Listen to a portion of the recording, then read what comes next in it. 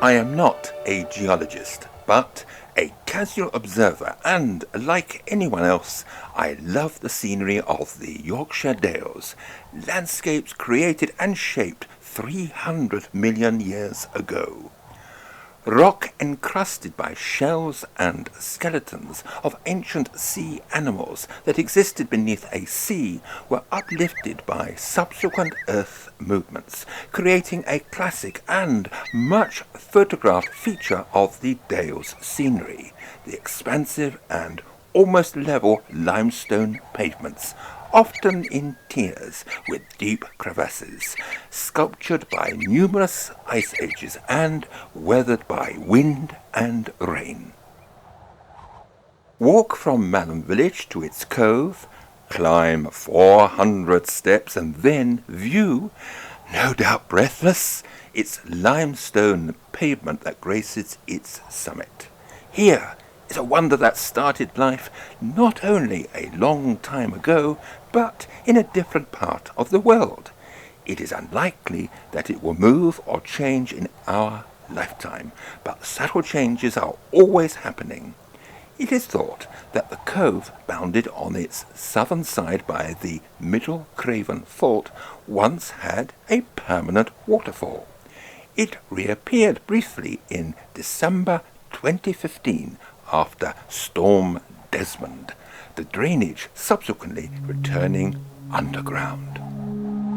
One of the most improbable features of Dales scenery are the Norber boulders near Ostwick. Perched precariously on slender pillars, they are natural, created over a very, very long time, and that suspicions cast on clandestine JCB activity carried out by lads from the village are unproven. These are erratic boulders, having originated from a different location, Crummockdale, half a mile up the valley. They were deposited and marooned by the power of glacial action onto a plateau of softer limestone, which has worn away, leaving the harder Silurian rock perched precariously on slim pedestals. Eventually, they will topple. These Norber boulders can be enjoyed in isolation. Not so Malham Cove, especially at weekends when the car park spills into the neighbouring lane. Best times are winter or early and late in the day. Maybe stay overnight in the village. If combined with nearby Gordale Scar, with a brief diversion to Janet's Foss, a cross-country walking route is possible to the limestone pavement where the ascents are spread out and not too steep, but this route is longer. Now continue down the 400 steps instead of coming up, back to Malham village, completing the circuit of a classic walk, but you will need boots. If you can lose people, and especially fellow photographers, here is a landscape for the wide-angle lens to emphasize the pavement's geometric patterns. I prefer to include a small portion of the distant view to add scale. In good light, depth of field, even when hand-holding, should not be a problem, especially if your photographic skills include a knowledge of the hyperfocal distance and you are not on auto, when anything could happen. The Pennine Way long-distance footpath runs south to north through the Yorkshire Dales, and you'll meet it at Malham, where a section can be walked to the cove where it ascends those steps. Beyond the limestone pavement, the scenery gets increasingly dramatic, the Pennine Way now enclosed by high cliffs. More steps, rougher than those ascending Malham Cove, take the resolute walker to a high terrace with fantastic views, and then onto Malham Tarn.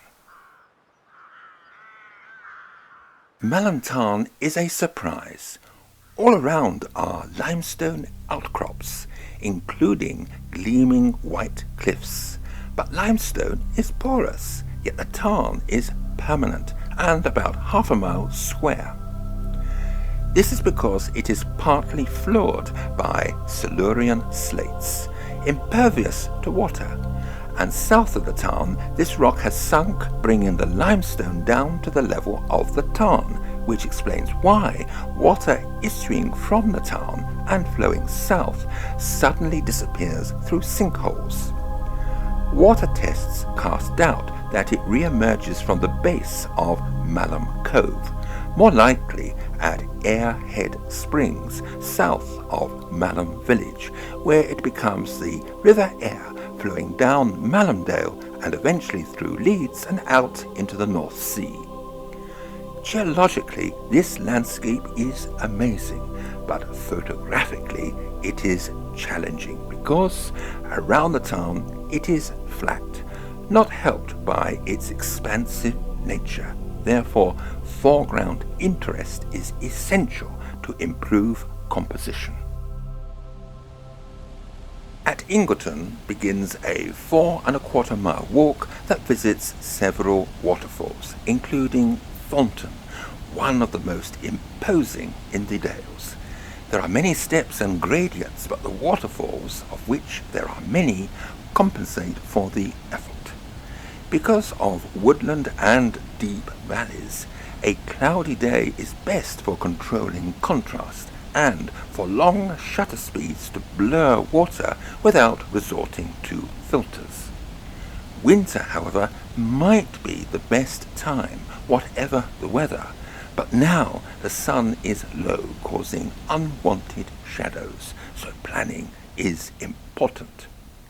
Halfway near the highest point of the traverse connecting the two valleys that contain the falls, divert to Twistleton End Scar for a limestone pavement more imposing than Malham, here backed by Ingleborough, one of the 3 peaks.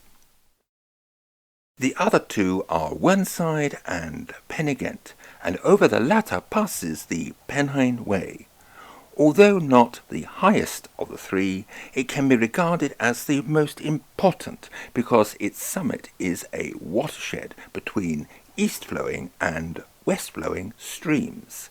Here, within just a few yards, the waters reach either the Irish Sea or the North Sea, an attribute not shared by Whernside or Ingleborough, whose streams drain into the Irish Sea. Pennygent's gritstone summit sits on a band of limestone, and this transition can be witnessed from the ascent on its southern approach. Once conquered, the summit views are extensive, and Morecambe Bay is seen on a clear day.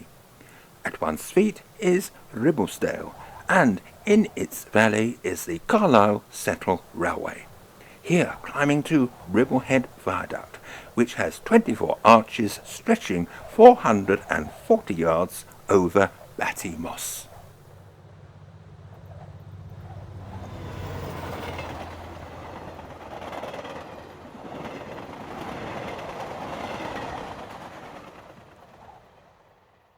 The main Dales divide roughly between the rivers that flow westwards into the Irish Sea and those eastwards into the North Sea. The Pennine Way follows the watershed, visiting the heads of Wensleydale and Swaledale, before entering the North Pennines, England's last wilderness. Hawes is the capital of Wensleydale, where cheese is still made. The road over to Swaledale passes several deep vertical limestone shafts, and their name, Buttertubs, is given to the pass, so named because farmers on their way to market would lower butter into the potholes to keep it cool. Waterfalls are again a feature of both Dales, Hardraw and Aysgarth in Wensleydale, Catterick and Wainworth in Swaledale.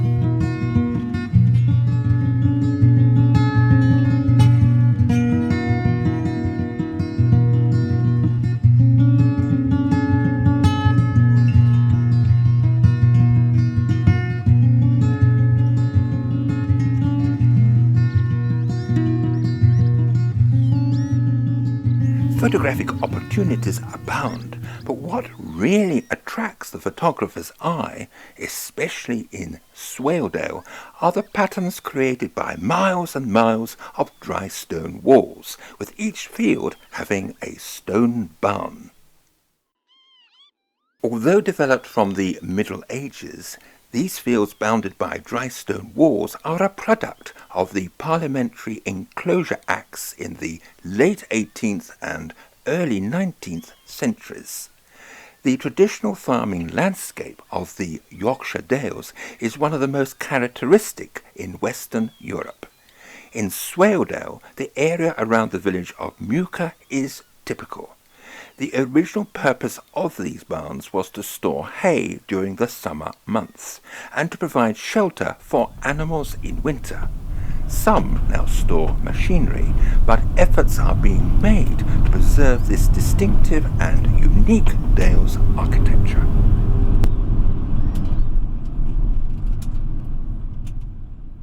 Crossing the watershed, we enter Garsdale and Dentdale, two dales meeting at Sedbergh, a book town with several independent dealers. North of the town, the hills take on a different character.